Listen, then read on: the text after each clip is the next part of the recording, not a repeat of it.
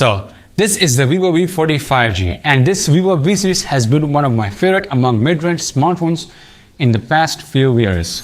I mean, they provide some amazing camera features that other smartphones don't offer. The previous V30 series, especially the Vivo V30e, which I have reviewed recently, easily had one of the best cameras in its price segment. But now, this Vivo V40 5G takes that to the next level with its three Zeiss 50 megapixel cameras. And when I was testing its cameras, this Vivo V40 did what the Vivo claims. It's a good camera smartphone in this price segment. However, it does have some ups and downs, which I will explain in details as I go along in this review. And if you're new here, then please subscribe to my channel and press the bell icon to never miss a review video like this one. So as I said, this Vivo V40 has three 50 megapixel Zeiss cameras. And you know, the main camera has been upgraded. It now features Samsung ISOCELL G&J camera sensor, which is coupled with a 6P 24mm lens with an aperture of f1.9. And you know,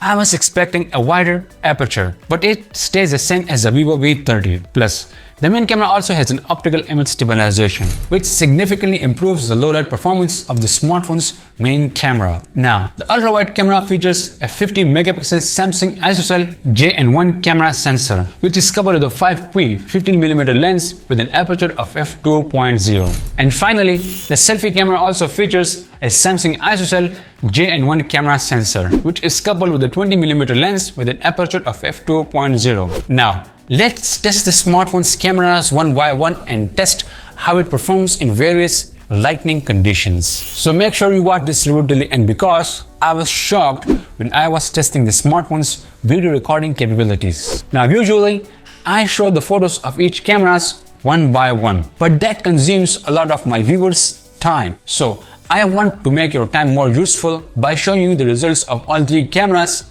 at once. The 50 megapixel shots taken by both the ultra-wide and the main camera of the Vivo V40 5G delivers an outstanding level of details and sharpness, and I am particularly impressed by the 2x in sensor zoom. Well, each camera has unique characteristics, but both contribute to exceptional imaging performance, especially in daylight. Well, starting with the main 50 megapixel sensor, it's designed to capture vibrant, high-resolution images with incredible clarity. The sheer resolution of 50 megapixel sensor means you can zoom into photos 2 times, as you can see, and still retain a significant detail without noticeable loss of quality. In daylight, the pixel binning technology comes into play, merging pixels to improve light sensitivity and dynamic range for both cameras, which enhances the overall image quality, particularly in terms of brightness, sharpness, and clarity. As you can see, the results are lifelike colors with accurate tones. Well, it depends on which color science you are using the smartphone's camera. If you are using on Zeiss, then the photos will be much more color accurate, and if you are using the natural settings, then they will be a bit more underexposed. And if you use Vivid, then the photos will be much more bright and vibrant. Although the ultra-wide camera is a bit less saturated and not as clear compared to the main camera, it's perfect for capturing the full spectrum of scenes. Plus, the details in textures like leaves, concrete, or more are rendered beautifully, allowing the main camera to deliver near professional quality in well-lit environments. I am seeing that the Zeiss lenses are really doing their thing. I mean, the lens quality is top-notch with good color collaboration. Plus, the AI enhancements on both cameras further elevates the 50 megapixel shots by adjusting the lighting, colors, and contrast automatically. As you can see, the camera handles complex lighting situations very well, balancing bright skies and shaded areas without blowing out highlights or losing details in shadows. This makes both lenses highly versatile for a variety of photography styles, whether you are using the main camera for close-up or mid-range shots, or the ultra-wide lens to capture an entire scene. The 15 megapixel resolution ensures that your images are packed with details, making them perfect for cropping or enlarging without sacrificing quality. Now, I am particularly impressed by the low light capabilities of this smartphone. The Vivo V40 5G's low light performance primarily relies on its 50 megapixel sensors, which are engineered to gather more light due to their wider aperture and bigger sensor size. This means that the main camera's larger sensor size and pixel binning technology combine multiple pixels into one larger pixel, allowing more light to hit the sensor, resulting in brighter images in darker environments. While the ultra-wide camera has a smaller sensor size, as you can see, that really reduces the quality, which I was not expecting to see considering it's a $500 smartphone. But overall, I know many of you will use only the main camera sensor, and with this main sensor, the V40 delivers decent low light shots, especially when paired with the Vivo AI night mode, which enhances the brightness and dynamic range of the images.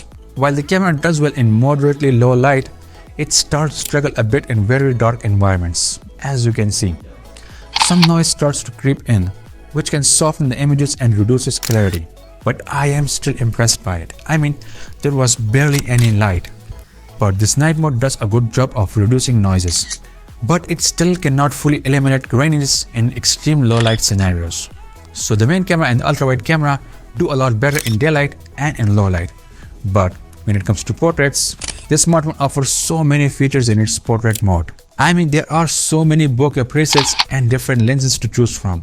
I took about hundreds and hundreds of photos, and I was impressed only by the 35mm portraits. I mean, this smartphone doesn't have a dedicated telephoto camera, so it's just zoom in on the main camera, which does a good job at that smooth, natural background blur.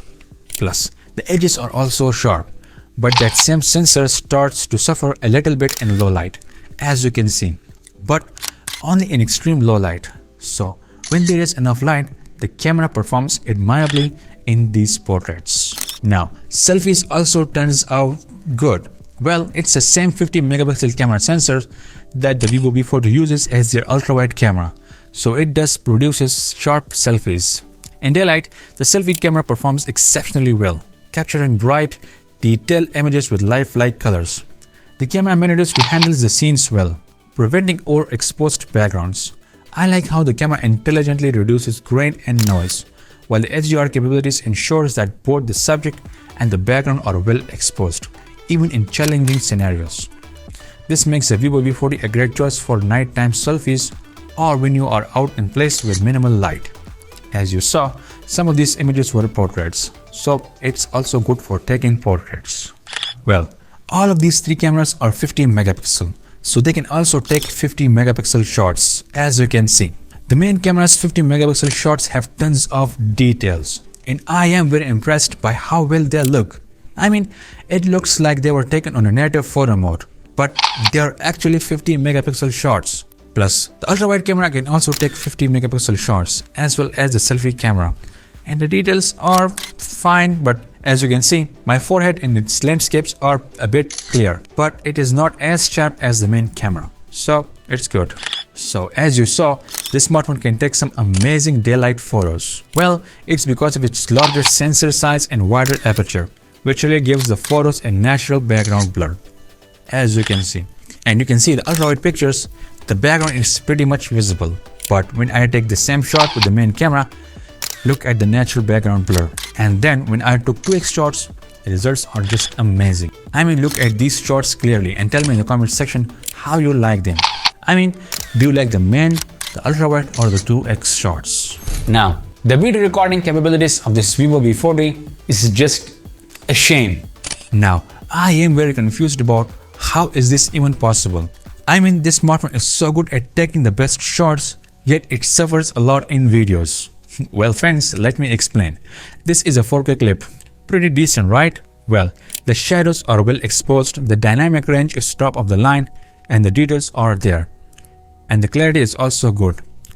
Well friends, let me tell you, the daylight videos are good at this point, but not great if you look at the price of the smartphone. Well, here's another example. It's good, but when you look at the night videos, then damn, it looks like they were taken on a $150 smartphone. I mean, Vivo, come on, you could have done better job with videos. They just look so noisy and grainy. Well, here's another example of 1080p at 60fps clip. And it looks good at daylight, with good colors and stability and average dynamic range. But as soon as there is low light, as you can see, the video is just so grainy, and I'm shocked about it. I mean, this smartphone has OIS, but I think the OIS is taking a break here. And the same story continues with the 1080p 30 FPS, as you can see. But the selfie videos are good in daylight, with good dynamic range, amazing details and nice skin tones. However, the stability of the camera is lacking. I mean, the selfie camera is pretty unstable if you are walking casually, as you can see. Now, when I saw this Vivo V40 cinematic mode, I was so surprised and excited to test it out. And man, I mean, Vivo, seriously, this was recorded in controlled lighting condition in my studio, and the quality is just bad, very bad. If you record videos in low light, then it's just useless, as you can see. Well, here is another clip, and the same story goes here too. The clarity is lacking a lot. Now, you can also record slow motion videos at 1080p at 120 or 240 frames per second. And I would say these are just average in terms of details. I mean, the noise is still visible, as you can see, but it's nice to have here. Come on, Vivo, you could have done better. So yeah, this just brings me to my final verdict. You saw everything for yourself. And let me clarify that at $500, I wouldn't recommend this smartphone by any means for someone who is considering it for taking videos or just starting out their content creation journey, as you saw how poorly it performs in terms of videos. However, I do recommend it for those who are looking for an overall package. Its photos are top notch, as you saw, and they offer plenty of features in the camera app that the other smartphones lack. So friends, if you watched this review this far, first of all, thank you. And then I would say for videos, consider older flagships like the iPhone 13 or the iPhone 14.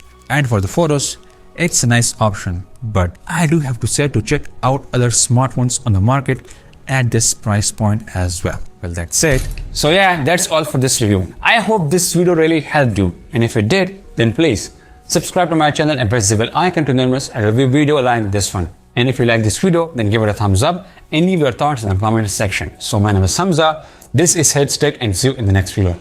If you want to watch the full camera review of the Tecno Camon 30, then that video is right here. And if you want to watch the full camera review of the Vivo V30e, then that video is right here. Thank you for watching.